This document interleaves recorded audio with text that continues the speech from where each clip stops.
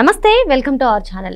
ఆంధ్రప్రదేశ్ మాజీ ముఖ్యమంత్రి వైఎస్ జగన్మోహన్ రెడ్డి సింగయ్య మృతి కేసులో క్వాష్ పిటిషన్ దాఖలు చేసిన సంగతి తెలిసిందే. మరి ఈ క్వాష్ పిటిషన్ పైన హైకోర్టు ఈ రోజు విచారించనుంది. మరి జగన్మోహన్ రెడ్డి ఎటువంటి తప్పు చేయకపోతే అసలు క్వాష్ పిటిషన్ కి వెళ్ళడాన్ని ఏ విధంగా చూడాలి, అసలు ఎందుకు జగన్మోహన్ రెడ్డి అంత భయపడుతున్నారు తెలుసుకునే ప్రయత్నం చేద్దాం. దీన్ని విశ్లేషించడానికి మనతో పాటుగా ఉన్నారు ప్రముఖ రాజకీయ సామాజిక విశ్లేషకులు అరిసిమెల్లి శ్రీనివాస్ గారు. నమస్తే. నమస్కారం అండి. జగన్మోహన్ రెడ్డి సింగయ్య మృతి కేసులో క్వాష్ పిటిషన్ వేశారు సార్. ఏంటి క్వాష్ పిటిషన్ వేయడానికి కారణం ఏంటంటారు? ఎందుకు అంతగానం భయపడుతున్నారు జగన్మోహన్ రెడ్డి? ఇప్పుడు ఇక్కడ జగన్మోహన్ రెడ్డి గారు క్వాష్ పిటిషన్ ఎందుకు వేసాడంటే దీని వెనకాల చాలా కథంతో అంటే మనకి చాలా చిన్న విషయంగా కనిపిస్తూ ఉంటుంది. ఇది ఏముంది, ఇతను కేసుకి వెళ్ళి అటెండ్ అయ్యి అసలు ఏమైందో చెప్పి స్వీకరించవచ్చు కదా అనుకుంటాం. అది ఏం జరుగుద్ది అంటే ఇప్పుడు ఇక్కడ ఆయన ఏమంటున్నాడు, నాకేం సంబంధం, నా డ్రైవర్ తప్పు చేస్తా అంటున్నాడు. కానీ ఇక్కడ అసలు విషయాలు ఏమొస్తాయంటే బయటికి, నీకు ఏం అనుమతులు ఇచ్చారు, ఏ పరిమితులు అతిక్రమించావు, నువ్వు ఏ నియమ నిబంధనలు అతిక్రమించావు, తొంగలు తొక్కావు, ఉల్లంఘించావు అనేటువంటి పాయింట్ బయటకు వస్తుంది. అలాంటి పాయింట్ బయటకు వచ్చినప్పుడు మూల కారణం నీ పర్యటన, నువ్వు అనేక విధాలుగా ఉల్లంఘనలు ఉన్నాయి, 4-5 ఉల్లంఘనలు ఉన్నాయి. అవన్నీ బయటకు వస్తాయి. ఒకటి, పరిమితికి మించిన సంఖ్యలో వాహనాలు కానీ జనాలను కానీ పోగేసేవు, రోడ్ షో చేయకూడదంటే చేసేవు, దాని కారణంగా తొక్కిసలాట అయ్యి కారు కింద పడి అతను మరణించాడు. అలాగే నీకు సంబంధించిన నాయకులు బ్యారికేడ్లు అవి తొలగించి పోలీసుల విధులకు ఆటంకం కలిగించారు. ఇలాగ అనేక రకాలు. ఇంతేకాకుండా వాహనాల రద్దీ క్రమబద్ధీకరించలేని పరిస్థితిలో పెట్టి ఒక అంబులెన్స్లో ఒక యువకుడు చనిపోయాడు, వైద్య సహాయం అందక. ఎన్నాటికి మూల కారణం ఏంటి? నీకు పోలీసులకు పర్మిషన్ ఇచ్చినప్పుడు నీకు ఏం పర్మిషన్ ఇచ్చారు, నువ్వు దాన్ని పాటించేవా లేదా, దానికి కూడా లైబుల్ అవుతాడు. ఒకటి, కారు కింద పడటం వల్ల ఆయన గాయాల పాలై చనిపోయాడు. అతన్ని మానవతా కోణంలో చూస్తే ఒక రాజకీయ నాయకుడిగా, ప్రజాసేవకుడిగా నువ్వు పాటించాల్సిన చూపించాల్సిన మానవత్వాన్ని చూపించకుండా అతను హాస్పిటల్ జాయిన్ చేయకుండా వదిలేసిపోయావు. ఒకటి. 2, చట్ట ప్రకారం కూడా నువ్వు హిట్ అండ్ రన్ కింద వస్తుంది. అది ఇలాగ అనేక రకాలుగా బుక్ అవుతాడు కాబట్టి అది సీరియస్ అవుద్ది అని వేరే కోణంలో నాకేం సంబంధం అన్నట్టుగా మాట్లాడుతున్నాడు. కానీ దానివల్ల ఏమవుద్దంటే ఇతనికి ఆ కేసులో వెళితే లోపలికి వేరే కేసులో, ఇప్పుడు మద్యం కేసు ఉంది కదా, పనిగట్టుకుని ఇంటికి వెళ్ళక్క లేకుండా ఇక్కడి నుంచి తీసుకెళ్తారు వాళ్ళు. అలాగే అనేక కేసులు ఇంకా రెడీ అయిపోతాయి. ఇవన్నీ చూపించి అసలు ఆ కేసులు రద్దు చేస్తారు, బెయిల్ రద్దు అయిపోద్ది. కాబట్టి శాశ్వతంగా అక్కడి నుంచి అన్ని చోట్లకి అటెండ్ అవుతూ ఉండాలి. ఇది ఆయనకు పొంచుకున్న ప్రమాదం. ఏ కేసులను అరెస్ట్ అవ్వకూడదు అతను. మరి ఏ కేసులను అరెస్ట్ అవ్వకూడదు, చిన్న పొరపాటు కూడా చేయకూడదన్న జ్ఞానం అతనికి లేదా అంటే అతను కోరుకుంటున్నాడు జైల్లోకి వెళ్ళాలని. జైల్లోకి వెళ్తే సెంటిమెంట్ ఏంటంటే, జైల్లోకి వెళ్ళి వస్తే ఒకసారి వస్తే సానుభూతి వస్తే మళ్ళీ ముఖ్యమంత్రి అవ్వచ్చు అన్న సెంటిమెంట్, పనికిమాలిన సెంటిమెంట్ ఒకటి పెట్టుకున్నాడు. ఇటీవల కాలంలో ముఖ్యమంత్రులు అయిన వాళ్ళు జైలుకి వెళ్ళారు, కానీ జైలుకి వెళ్ళిన 10 కూడా ముఖ్యమంత్రి అవడం, అది గుర్తుపెట్టుకోవాలి. అలాగైతే ఎంతమంది ముఖ్యమంత్రులు ఉండాలి మనకి, ఇదొకటి అతను గుర్తుపెట్టుకోవాలి. నెక్స్ట్ ఇంకోటి ఏంటంటే, జనాల్ని రెచ్చగొట్టచ్చు, law and order problem create చేయొచ్చు అని ఒక ఆలోచిస్తున్నాడు అతను. కానీ వాళ్ళు ఏమంటున్నారు, జగన్ జైలుకి వెళ్ళటానికి అక్రమ కేసులు పెడుతున్నారు, చంద్రబాబు గవర్నమెంటు మోసపూరితంగా వ్యవహరిస్తుంది, వాళ్ళు ఇచ్చిన హామీలు నెరవేర్చలేదని నిలదీసినందుకు అరెస్ట్ చేస్తున్నారని రాజకీయ కోణం తీసుకోవడానికి చూస్తున్నాడు. కానీ ఈ విషయంలో జగన్మోహన్ రెడ్డి తాలూకు డొల్లతనం, వాదనలో డొల్లతనం అతను బయటపడుతున్నా సరే ఇదంతా అసత్య ప్రచారాలు చేస్తున్నారు వీళ్ళకి శాంటిటీ లేదు, నమ్మకం లేదు, నిజాయితీ లేదు వీళ్ళకని ప్రజలందరూ గమనించినా సరే వాళ్ళు అది మానటం లేదు. వాళ్ళు ఏ కోసాన నిజాయితీ కానీ కమిట్మెంట్ కానీ కనపట్లేదు దేంట్లోనూ. చట్టం పట్ల గౌరవం లేదు, రాజ్యాంగం పట్ల గౌరవం లేదు, దేన్ని కూడా పాటించే ఉద్దేశం వాళ్ళకి లేదు. మీకు ఇదే సమయంలో చంద్రబాబు నాయుడు గారి విషయంలో మరి మీరు క్వాష్ చేయలేదా చంద్రబాబు గారు, మరి ఈయన వేసుకుంటే తప్పు పడుతున్నారు ఇట అంటున్నారు. చంద్రబాబు నాయుడు గారు చట్ట ప్రకారం ఆయన ఎంత వెళ్లకుండా అంత అక్రమంగా అరెస్ట్ చేసినా నోటీస్ ఇవ్వలేదు. ఆయన మీద అసలు ఎఫ్ఐఆర్ నోట్ చేయలేదు. ఎఫ్ఐఆర్ ఫైల్ అవ్వకుండా ఆయన అరెస్ట్ చేసి ఏంటి ఏ కారణం చేత నేను అరెస్ట్ చేస్తున్నావు చెప్పంటే మీకు తర్వాత చెప్తామని వెనకాల బస్సులో పంపిస్తాం మీ బ్యాగ్ అన్నట్టుగానే. ఒకసారి ఫ్లైట్లో లగేజ్ మిస్ అయిపోతే వెనకాల ఫ్లైట్లో పంపిస్తారు కదా, అలాగే మీకు వాట్సాప్లో పంపిస్తామండి, ముందు మీరు అరెస్ట్ అవ్వాలన్నాను. ఆయన ఇది అన్యాయం అంటే కూడా మీరు మాకు సహకరించాలి, మిమ్మల్ని అరెస్ట్ చేస్తామని చెప్పి తీసుకెళ్ళారు. ఈ చట్టానికి ప్రతినిధులైన వీళ్ళని, గవర్నమెంట్ సర్వెంట్స్ అయిన వీళ్ళని గౌరవించి ధర్మంగా లోపలికి వెళ్ళిపోయాడు. న్యాయ పోరాటం చేద్దాం అనుకున్నాడు. న్యాయ పోరాటంలో కూడా ఆయనకి చొక్కెదురవుతూ వచ్చింది. ఎందుకంటే ఆ ఎపిసోడ్ గురించి మాట్లాడితే మనం ఒక వ్యవస్థ గురించి మాట్లాడాలి, ఒక వ్యవస్థకు ఆపాదించాలి. అవన్నీ మాట్లాడితే మన తప్పు వాళ్ళు చేస్తారు, మన తప్పు అంటారు. కాబట్టి మనం దాని గురించి ఎంత మౌనంగా ఉంటే అంత మంచిది. ఆ ఎపిసోడ్ అనేటువంటిది ప్రజాస్వామ్యానికి చీకటి రోజులు. ఏ వ్యవస్థనైతే మనం నమ్ముకున్నాం ఆ వ్యవస్థ మనల్ని దగా చేసిన రోజులు. కాబట్టి దాని గురించి తక్కువ మాట్లాడుకోవాలి. అదే వ్యవస్థలు ఇవాళ జగన్మోహన్ ఏమనకంటే కొన్నాళ్ళు వదిలేండి గట్ట అంటున్నారు. అదే ఇంకా అదంతా పెద్ద చర్చ. ఈ దేశంలో ప్రతి పౌరుడు ఆలోచించుకోవాలి, సంపన్నుడికి ఒక న్యాయం, నిరుపేదకు ఒక న్యాయమా, అధికారంలో ఉన్నవాడు ఒక న్యాయం, అధికారంలో లేనుడు ఒక న్యాయమా అనేటువంటి ఒక చర్చ జరగాల్సిందే. కానీ చంద్రబాబు నాయుడు గారు తల వంచుకొని ఒప్పుకున్నాడు. మరి నువ్వు ఎందుకెళ్ళావు? ఆయన నేను తప్పు చేయలేదని చెప్పాడు. నువ్వు తప్పు చేయలేదని నిరూపించుకోమంటే నిరూపించుకోవడానికి సిద్ధపడ్డాడు ఆయన. నువ్వు ఎందుకు సిద్ధపడతలేదు? అది నాకు అసలు కేసు వేయవద్దు, నేను లోపలికి వెళ్ళను, నన్ను అరెస్ట్ చేయకూడదు, నీకు ఆ భయం ఎందుకు? ఆయన ఏమైనా భయపడ్డా? ఇక్కడ నువ్వు వృద్ధుడు ముసలివాడు అని మాట్లాడతావు. ఆ వృద్ధుడే భీష్మాచార్యుడిలాగా, భీష్మ పితామహుడిలాగా ఆయన ధైర్యంగా, మహావీరుడు భీష్ముడు అలాగే నిలబడ్డాడు ఈయన. నువ్వు ఉత్తర కుమారుడిలా వాడిని చెప్పే మాటలకి చేష్టలకి సంబంధం ఉండలేదు, ఉత్తి ప్రగల్భాలు పలుకుతున్నావు. కాగితం పూల కింద తెలిసింది.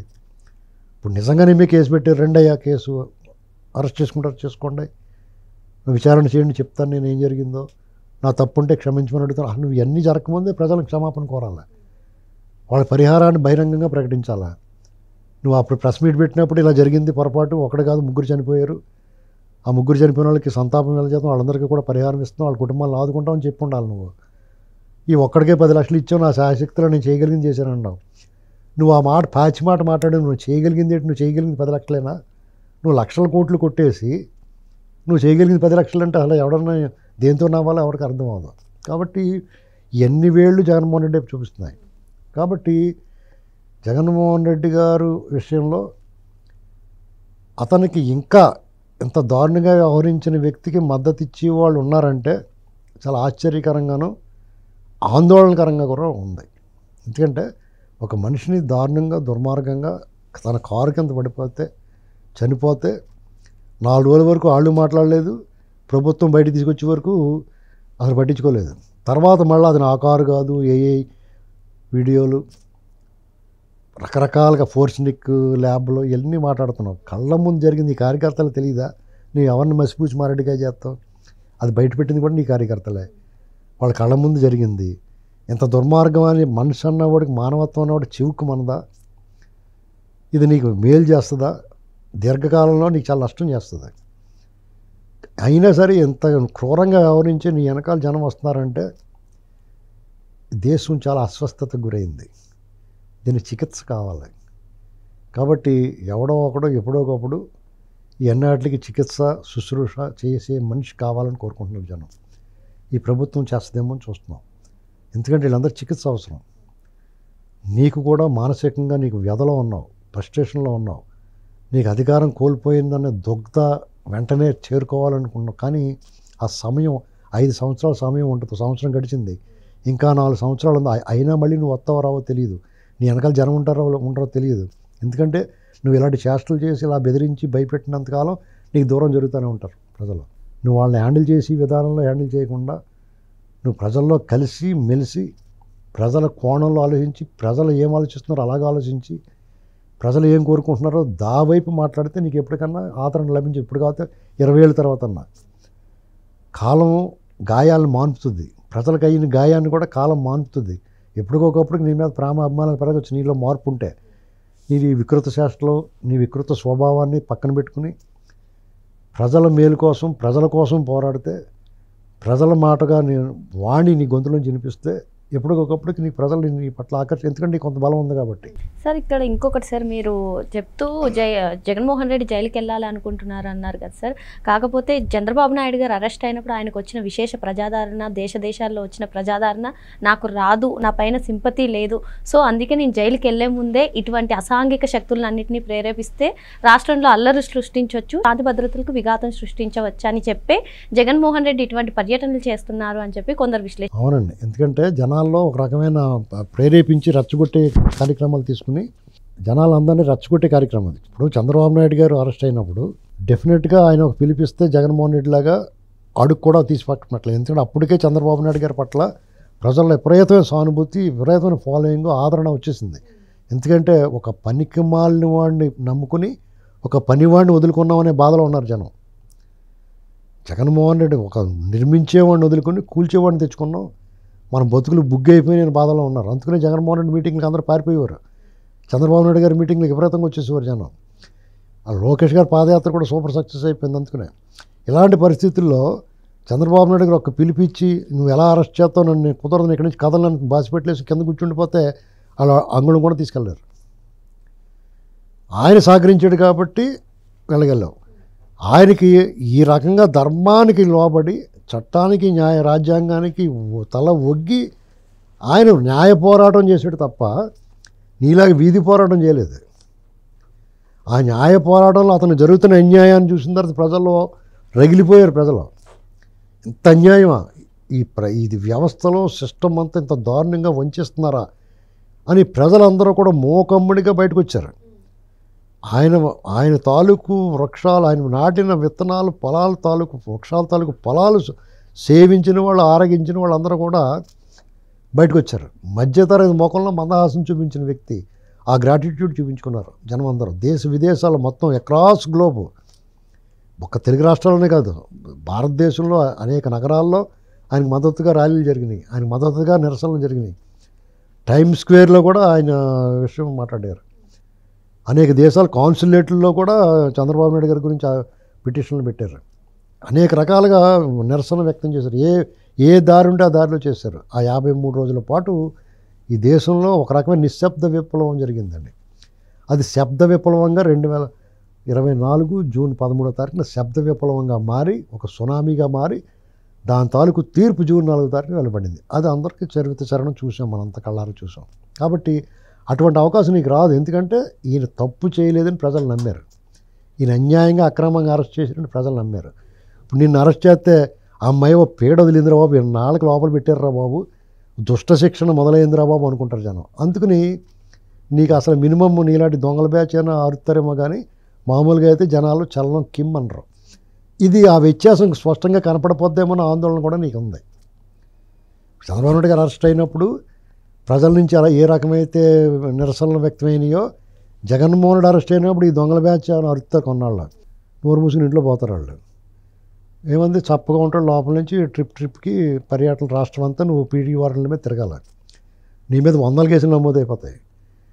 లిక్కర్ స్కామే కాకుండా ఇసుక, తర్వాత ఈ భూములు, సర్వే రాళ్ళ మీద ఈ ఫోటోలు, ల్యాండ్ యాక్టు, ఇలాగన్నీ ఋషికొండ ప్యాలెస్ది భూములు పందారు, సెంటు భూములు, మొత్తం వాళ్ళు నువ్వు ఎన్ని తప్పులు చేసావు అన్ని తప్పులు, ఒక 2-3 జీవితాలు సరిపడగా శిక్ష పడే అన్ని తప్పులు నువ్వు చేసావు, అవన్నీ లైన్లోకి వస్తాయి.